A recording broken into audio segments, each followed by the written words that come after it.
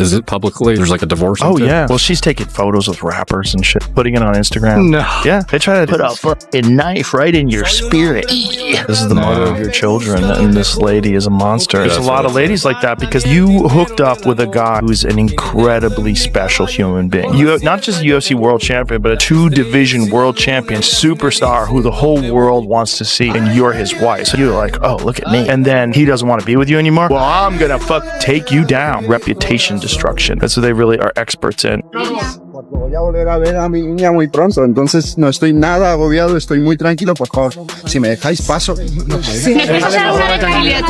¿Por qué estáis aquí? Cuéntanos. Porque es por la custodia de tu hija, Ilia. Por favor, tenemos que pasar. Espera, Ilia. Pero por favor. Nieto, tú estás tomando un descanso. ¿Cómo estás tú también, personalmente? ¿Cómo te encuentras, Ilia? ¿Cómo te encuentras, Ilia? Cuando salga, tal vez. ¿Cuál es tu prioridad ahora mismo, Ilia? Mi prioridad es mi hija, mis hijos, mi familia, esa es mi prioridad. Actually, I met my wife in Miami. Really? Yeah, she was living there. Damn. Who says you can't meet your wife in Miami? But you can find your wife in any place in the world. You hear that? Put that on Only in Date on Instagram. You can meet your wife in Miami. Alright, let's roll. Put it on Only in Date. It's hilarious. Every year. But why are you saying that? Huh? Why are you saying that? Everyone says that. Because you go to the party and this is the only place you see. But you don't know the another part of Miami of people that just they want normal. Yeah. Best place to work out too, Miami, because you can just walk outside and run the water. Can anybody get under your skin? Does anybody get under your skin? Somebody that knows to say something that triggers. I see your face is saying something though. I think the only person is my wife. She's the only person. Not going to say I have a ton of confidence in this, but if it comes true, it'd be a cool prediction to have, and that is Ilia comes back. But the bolder prediction is he loses. He comes back too soon, still dealing with all this bullshit, and ends up losing because he's not in the right headspace. But I think Ilia's a smart guy. That's why I'm, kind of on the fence about this prediction a little bit, right? I'm not saying like, I really believe this prediction or anything. But man, fighters don't like not fighting. They don't like sitting on the sidelines. I can speak from my own experience. Every time I got injured and someone wants to watch a UFC card, it's hard to watch. You can't sit there and watch it. You want to be the guy in there. You want to be the one that people are watching. And I think he's going to have that. He's healthy. He's not, it's obviously he's dealing with some pretty heavy shit, but he's healthy. He wants to come back and compete and fight. And I think he'll end up breaking to that, and he'll end up coming back. But it's not going to be a good time, and he's going to be dealing with shit. And, that's kind of two bold predictions, to be honest. So in recent weeks, social media has been flooded with claims and speculation surrounding Topuria's separation from his former wife. None of it has been backed by legal rulings or verified evidence, but the sheer volume of discussion has been impossible to ignore. Rumors are circulating, names are being dragged into debate, and credibility is being challenged in the public eye. As a result, the MMA landscape now finds itself in an unusual position, with a reigning UFC champion who appears to be fighting to protect his image rather than enjoying the spotlight that typically comes with the title. Just vacate that and let the division crack on. Interim's a genuine title. The people who say it's not a genuine title have never won a title in their life. Yeah, people keep saying, you're probably going to end up like Tom when you win it, it'll get upgraded. And why would that happen though? Because people are saying Ilia's not going to be back for at least a year. I don't know, lad. I want to show everyone that I can beat him, but at the same time, if I have me waiting, like Tom was waiting for John, then no. Just vacate that and let the division crack on. I think it should be Paddy and Ilia. I think that's the biggest fight in MMA. Headlines. My belief through the headlines is that Ilia was walking away from the UFC championship belt, thus elevating Justin Gaethje and Paddy Pimblett to undisputed title. Now, once I dug into this, I can't quite recall why I thought it in the first place. I mean, once I dug into it, there was nothing in the article that said that Patty and Justin was going to be undisputed, or that the UFC was accepting, or that Ilia was surrendering a belt back. And I was talking with Daniel Cormier. Daniel's always got the inside scoop. It's like, hey Daniel, you just got back from calling this event. What is going on there? Is Justin and Patty moved up? And Daniel said no. He said that essentially in all of these articles and all of these news waves that have now just come out on Ilia Topuria, it's repackaging what we already knew. It was Ilia coming in front of this thing and saying, hey, I'm dealing with some big stresses in my personal life, and one of the great concerns that I have is that there's going to be a claim made against me for domestic violence, and I'm sitting here and I'm just waiting for this shoe to drop. And until it does, and until I can deal with that, try to work my own personal things back into order, I won't be competing. Now, I think a lot of you are going to hear what I just said and go, hey, Chael, you're 2 weeks late on the story. No, that is the story. The story is that this made headlines for something that we were already told a couple of weeks ago, and there is no escalation from that, meaning Ilia Topuria is not vanquishing or having stripped from him the title. That's what separates this moment from the usual chaos. Topuria didn't vanish, but he also didn't rush to control the narrative. There was no polished statement, no calculated media rollout. Instead, he chose to slow everything down, signaling that the championship could take a back seat while personal realities took priority. Joe Rogan reportedly weighed in by pointing out how unforgiving the situation can be when a fighter is forced to balance public scrutiny, legal pressure, and private turmoil at the same time. This isn't manufactured drama or promotional noise. It's the harsh intersection of real life and top-tier competition. I don't train MMA at all. I do boxing classes, wrestling classes, because when the training camp comes, I try to mix it up and polish everything that I have been able to learn. Everything that worked for me in wrestling and boxing, I want to develop all the time my knowledge. I want to get better all the time. And I can get better if I only go and train MMA. I need to learn new techniques like in BJJ. You never end up learning. One thing is what you know, and the other is what you do with what you know. Who do you think should be next for Ilia? Who should be next for Ilia? 55 has always been so cloudy at the top. Maybe Gaethje. I think him going to 170 to fight Islam, if Islam wins, is a stretch. Islam's big, man. I've never seen Ilia in person, but he seems smaller. I know obviously he can knock anyone out. I do think if they fight, Ilia can knock anybody out from 45 to 170. He has the skills, the power, the technique, and but we've just never seen him in there with somebody that big and somebody with that caliber of wrestling. But I think he should defend the 55 title a few times before that's talked about. We'll see. Something happened with you and Patty, or yeah, something happened with you guys, right? Yeah. What was that all about? I saw the video. He said some stupid shit about Georgia, about my country. He said something like, "Now I understand why Russia is throwing bombs to Georgia." And like, bro, you never live in a situation where your country had a war. I lived there in 2008. Don't joke with that. He said that on Twitter. And then you went and you guys were at the same event and you ran into each other? I saw him and I went to after him like boom. And it wasn't promotional.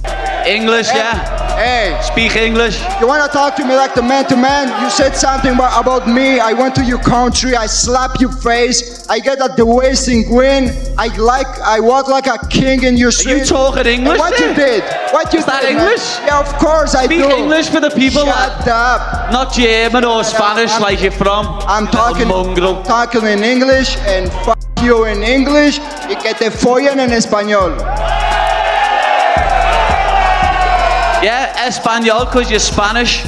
Yeah. You pretend to be Georgian when you're not. You were born in Germany and you live in Spain. Try to do it. You were born in Germany and you live in Spain. You're a little mongrel. Shut up. That's what you are. You're a little mongrel. Shut up. If not, I'm gonna stand up and I'm gonna crash your face right here. Do it then, you little You fart. have another question? Do it.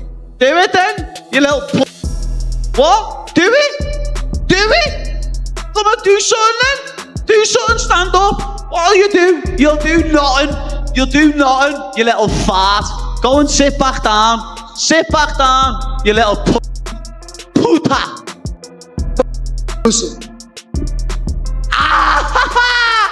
Fuck. Everything you touch. Little mushroom. Little chorizo, you Spanish sausage. Have you allowed yourself to think what a fight with Ilia looks like? Yeah, I think I beat him up as well. You know what I mean? There's weight classes for a reason, and if he wants to fight me at 155, it'll get seriously messy on his face. No, Ilia's going through a lot of stuff, and wish him nothing but the best with it. Know what I mean? That's nothing to do with us fighting. It's nothing to do with being in the cage. So all that around family life, I hope everything goes perfect for him. But he does finally come back and get in the cage. I want to punch his face in. The angle most people are overlooking. Ilia Topuria taking a step back right now isn't a sign of fragility. It could be the setup for his most dangerous chapter yet. History shows that when fighters create distance from chaos, reset their mindset, and return with unfinished business, they often come back sharper, colder, and more locked in than ever. No side stories, no distractions, just intent. The weight class is already responding. Rivals are watching closely. Supporters are split between thinking this pause weakens him or believing it's the spark that ignites something bigger. Well done, lad. Look at me. Look at me. That was a heavy knockout. I'll give you that respect. But you will never knock me out. I'm going to submit you. Knock me out. You live. What I'm going to do is you can't I'm going to put my balls in your you can't knock me out. You know I don't get knocked out. You get knocked out. I finish you. Even before the fight. I finish you, little man. man. Get your ass from here. I finish you.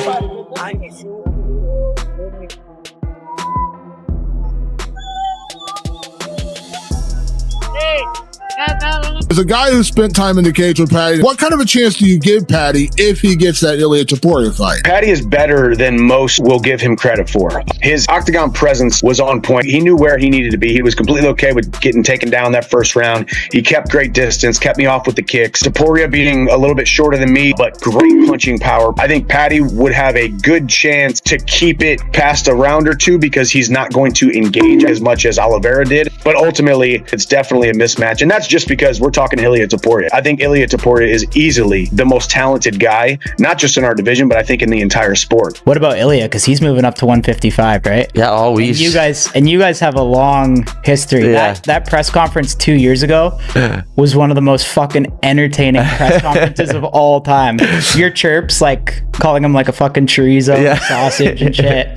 That's what he should have changed his name to, lad. Funny. He's changed his nickname to a shit nickname, hasn't he? Like Legend or something. Yeah. Should have changed it to El Chorizo. Would have been well funnier. What do you make of his like evolvement? Because that was a long time ago, and now he's kind of fucking leveled up like crazy, he has. right? But we always knew he was a good fighter. Know what I mean? Like that's sort of what pisses me off about him. Even though I hate him and I think he's a bellend, like I wouldn't lie and say he's a shit fighter because he's not. But that's what he says about me, and it made me laugh when he said, "What did he say? He called me fat." That's like, lad, you can't make your weight division anymore that you are champion of, and you're trying to call me fat.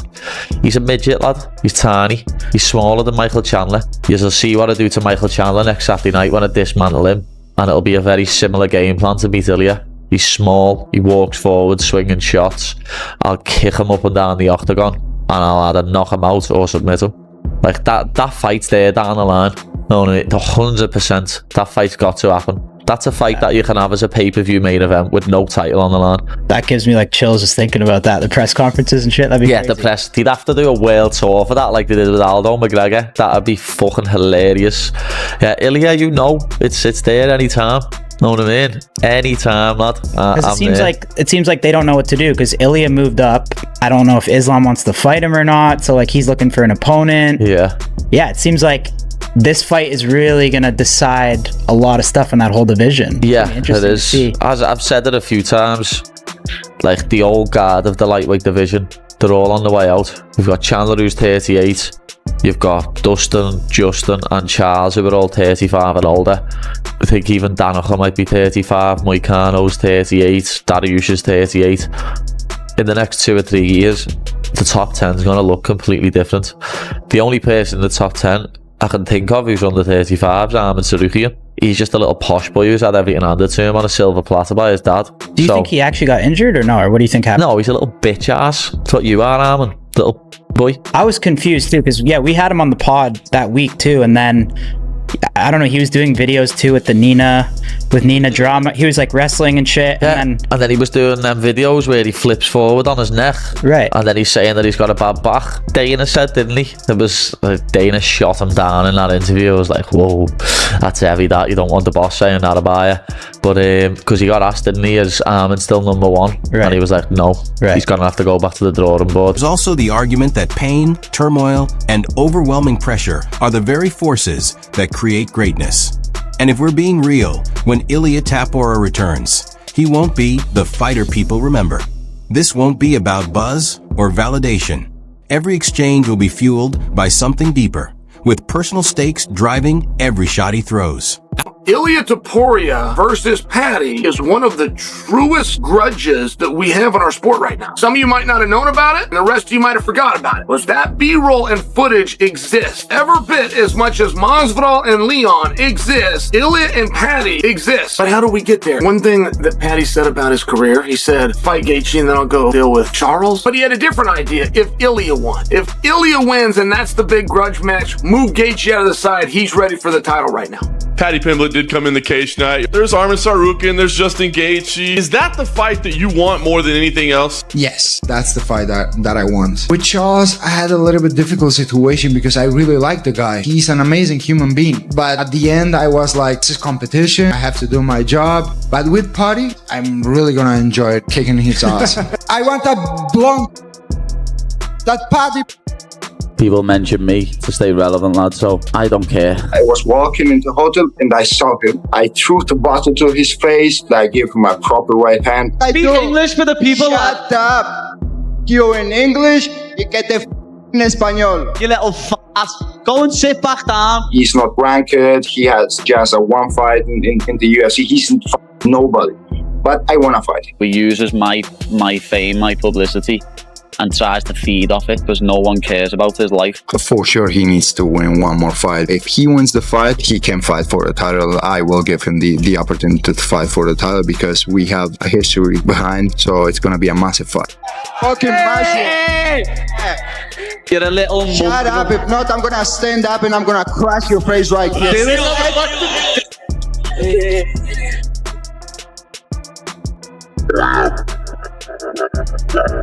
Yeah. I wish they would do that Topuria versus Paddy fight. I know it's different weight classes, but the beef's there.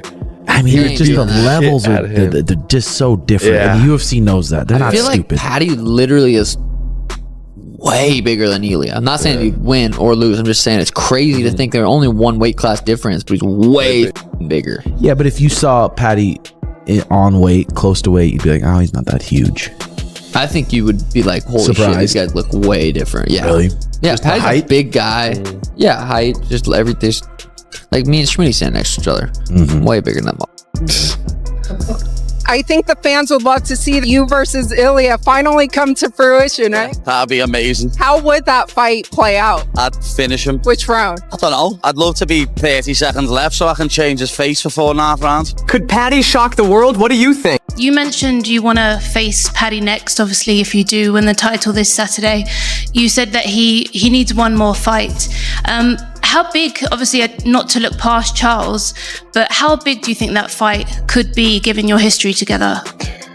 That fight easily could be one of the biggest in the UFC history. Are there any hard feelings still towards Paddy? Listen, I don't used to take anything personal in this game. It's all professional. And with that one fight that you think that he should have, is there someone in the division that you think would make sense in terms of him winning that fight to get the title shot next? So if he wants to assure his title shot, he has to fight with Justin Gaethje, because if he fights with Arman, I think that Arman is going to beat him. So the easiest path he has right now to get the title shot is Justin. I'm not going to say I have a ton of confidence in this, but if it comes true, it'd be a cool prediction to have, and that is Ilia comes back. But the bolder prediction is he loses. He comes back too soon, still dealing with all this bullshit, and ends up losing because he's not in the right headspace. But I think Ilia's a smart guy. That's why I'm, kind of on the fence about this prediction a little bit, right? I'm not saying like, I really believe his prediction or anything. But man, fighters don't like not fighting. They don't like sitting on the sidelines. I can speak from my own experience. Every time I got injured and someone wants to watch a UFC card, it's hard to watch. You can't sit there and watch it. You want to be the guy in there. You want to be the one that people are watching. And I think he's going to have that. He's healthy. He's not, it's obviously he's dealing with some pretty heavy shit, but he's healthy. He wants to come back and compete and fight. And I think he'll end up breaking to that, and he'll end up coming back. But it's not going to be a good time, and he's going to be dealing with shit. And, that's kind of two bold predictions, to be honest. So that's exactly why Joe Rogan's response carries weight here. This isn't a routine UFC narrative or promotional cycle. It feels more like a quiet build-up before something major unfolds. A champion choosing to pause, recalibrate, and possibly re-enter the cage with a mindset more ruthless and focused than ever before. The title may be on hold for now, but once Ilia Topuria returns, the entire division will feel the impact.